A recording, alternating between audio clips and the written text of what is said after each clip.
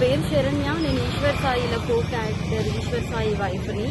బేసిక్గా నా హస్బెండ్ నార్మల్గా అయితే మాత్రం మా రిలేషన్ 7 years బట్టి ఎప్పుడు ఎలాంటి డిస్టర్బెన్స్ అయితే లేదు. ట్రూత్గా చెప్పాలంటే నా హస్బెండ్ నేను ఈ 7 సంవత్సరాలు ఒక్కసారి కూడా నేను ఎప్పుడు ఇలాంటి పొరపాట్లు ఎప్పుడు చూడలేదు. టెక్స్టులు మెసేజ్లు నా దగ్గర ప్రూఫ్లు ఉన్నాయి. చూపిస్తే మాత్రం అంటే ఇట్లా ఎలా వస్తుందంటే మరి నా హస్బెండ్ కూడా చెప్పడం ఏంటంటే తనే ఇట్లా నన్ను కొంచెం ఇది చేసింది. సో అందుకోసమని ఏ అబ్బాయి అయినా సరే మరి ఎట్లా ఇలాగే అయిపోయింది ఇంకా అని చెప్పి తను చెప్తున్నాడు. మరి ఆ అమ్మాయి ఏమంటుందంటే నాతో కూడా చాలా మంచిగా మాట్లాడేది. సో నేను లాస్ట్ టైం సూసైడ్ చేసుకోవడానికి వెళ్ళాను అనమాట. ఇట్లా ఈ అమ్మాయి విషయంలోనే కొంచెం నాకేదో కొంచెం నెగిటివ్ వైబ్ వచ్చి సో నేను బయటికి అంటే నేను సూసైడ్ చేసుకోవడం వరకు వెళ్ళిపోయాను. నేను నాకు బాబు ఉన్నాడు, బాబుని తీసుకొని సూసైడ్ చేసుకోవడానికి వరకు వెళ్ళిపోతే ఆ అమ్మాయి నా కోసం ఫుల్గా అంటే ఎక్కడ ఇది బాగా స్ప్రెడ్ అయిపోతుందా ఏంటి అనుకుందో ఏమో తెలియదు కానీ కంటిన్యూగా నన్ను ఫాలోఅప్ చేస్తూ ఎక్కడున్నావు ఏమైంది నాకు అప్పుడు కూడా ఏం డౌట్ రాలేదు. తర్వాత చూస్తే మెసేజ్లు ఇవి అవి అన్నీ చూస్తే ఇలా రావాలి మీ అన్న రావాలి. మెయిన్ వాళ్ళిద్దరికి కలిపి ఒక ఆయన ఉన్నాడు, ఆయన రిత్విక్ అని చెప్పి వాళ్ళిద్దరు మీడియేటర్, అబ్బాయి పర్సనల్ అసిస్టెంట్ ఇద్దరికి. సో అసలు ఆ అబ్బాయి ఫోన్లో ఎన్ని టెక్స్టులు ఇవన్నీ బ్యాకప్ చేసి చూస్తే అసలు చాలా ఇదిగా ఉంది. సో నేనైతే మాత్రం కోరుకునేది ఏంటంటే నా హస్బెండ్ అయితే తప్పైపోయింది, నాకు ఒక ఛాన్స్ అయితే ఇవ్వు అని చెప్పి ఆయన చెప్తున్నారు.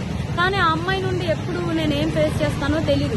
కానీ ఎందుకంటే ఇప్పుడు నా లాంటి అమ్మాయికి అంతమంది ఫాలోవర్స్ ఉంది, పైగా నాతో ఇంత మంచిగా ఉండి ఇంత చేసిందంటే వాళ్ళ అమ్మగారి రికార్డు కూడా ఉంది. నేను పొద్దున్న వాళ్ళ అమ్మగారికి ఫోన్ చేసి అడిగితే మా అమ్మాయి అంతే అలాగే చేస్తుంది అని చెప్పి అంటుంది. నా దగ్గర రికార్డు ఉంది. ఫోను స్విచ్ ఆఫ్ అయ్యేటప్పటికి నా దగ్గర ప్రూఫ్ లేకుండా ఉంది, ఆన్ చేస్తే అది కూడా ఇస్తాను. సో ఇట్లాగా ఇప్పుడు నాకు అన్యాయం జరిగింది. నా పేరెంట్స్ మా సిస్టర్స్ వచ్చి ఏదో చేశారు, నా హస్బెండ్ నాతో ఏదో కొంచెం పోలీసులు దీంతో ఏదో మాట్లాడుతున్నాం అవుతుంది. ఇప్పుడు నా లాంటి అమ్మాయి ఒకవేళ వేరే ఒక అమ్మాయి ఎవరైనా దొరికింది అనుకోండి, అమ్మాయి ఇదే స్ట్రెస్ తట్టుకోలేక సూసైడ్ వరకు వెళ్తే ఎంత ప్రాబ్లం.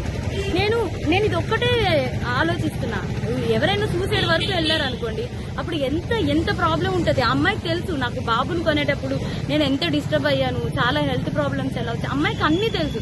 ఒక ఆడపిల్ల అయ్యి ఇంకో ఆడపిల్లకి అంత త్వరగా ఎలా మోసం చేస్తుంది.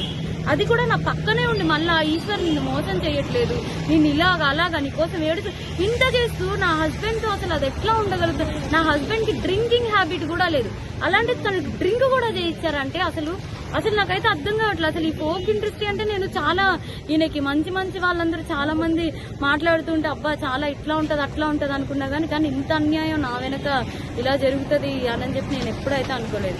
నెక్స్ట్ ఇదేంటంటే ఇట్లాంటి అమ్మాయిని మాత్రం అసలు ఫోక్లోకి వీటిల్లోకి ఎంకరేజ్ చేయకూడదు. ఎందుకంటే ఇప్పుడు నా హస్బెండ్కి జరిగింది, రేపు అన్న రోజు ఇంకో హస్బెండ్ వాళ్ళ అమ్మగారే చెప్తున్నారు కదా డైరెక్ట్ గా మా అమ్మాయి అంతే అని చెప్పి. సో ఇవన్నీ కొంచెం చూసుకొని కొంచెం ఫోక్లోకి తీసుకునేప్పుడు కూడా మనుషుల కోసం నేను మిగతా వాళ్ళని అనట్లేదు కానీ ఇట్లాంటి వాళ్ళని మాత్రం కొంచెం చూసుకోండి. కాపురాలు పోతాయి, చిన్నపిల్లల లైఫ్లు పోతాయి. కాస్టింగ్ క్యాస్ట్ అనేది బేసిక్లీ ఫిల్మ్ ఇండస్ట్రీలో ఫోక్ ఇండస్ట్రీలో జరుగుతుందనేది ఆరోపణలు ఉన్నాయి. మరి దాని మీద మీ అభిప్రాయం ఏంటి? ఇది కూడా అదే కోణానికి చెందిందా లేకపోతే ఇండివిజువల్? అట్లా ఏం లేదు, నిజం చెప్తున్నాను కదా. మా హస్బెండ్ కి డ్రింకింగ్ హ్యాబిట్ లేదంటే మీరు ఆలోచించండి.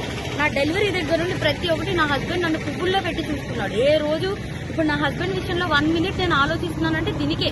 నా బిడ్డను కానీ నన్ను కానీ ఇంత కేర్ గా చూసుకుని అబ్బాయి ఏమంటున్నాడు, ఇప్పుడు ఒక అమ్మాయి వచ్చి నా మీద పడిపోతే నేను ఏం చేస్తా, ఇప్పుడు ఒక షూట్ లో ఉన్న వాళ్ళం మేము అంత క్లోజ్ అయిపోతుంటే నేను ఏం చేయగలుగుతా అంటున్నాడు. అప్పుడు నేను నా హస్బెండ్ చెప్తున్నా నువ్వు చేసింది తప్పు, మరి అమ్మాయి పడితే మరి నీకు తెలీదా?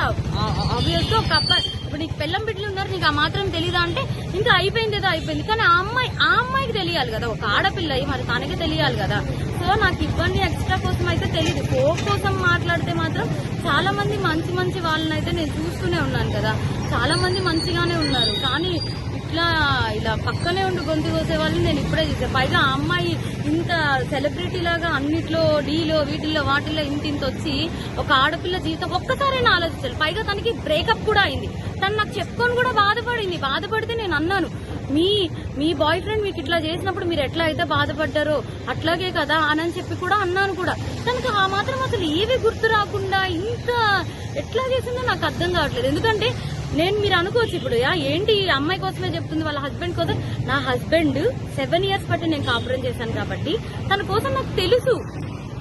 అది నేను చెప్పే తన కోసం నాకు తెలుసు, తను కూడా ఒకటే కదా అంటున్నాడు, మీద పడిపోతే నేను ఏం చేయగలుగుతాను అననే అంటున్నాడు. సో ఇదేం చెప్తున్నానంటే కొంచెం ఈ రోజుల్లో అమ్మాయిలతో కొంచెం జాగ్రత్తగా ఉండాలి, ఫ్రెండ్స్ ఇది అని చెప్పి కూడా నమ్మద్దు. ఈ పోకు వీటిల్లోకి అయితే మాత్రం పోకనే కాదు, దేంట్లో అయినా సరే పంపించే ముందు ఒకసారి ఆలోచించుకోండి అంతే.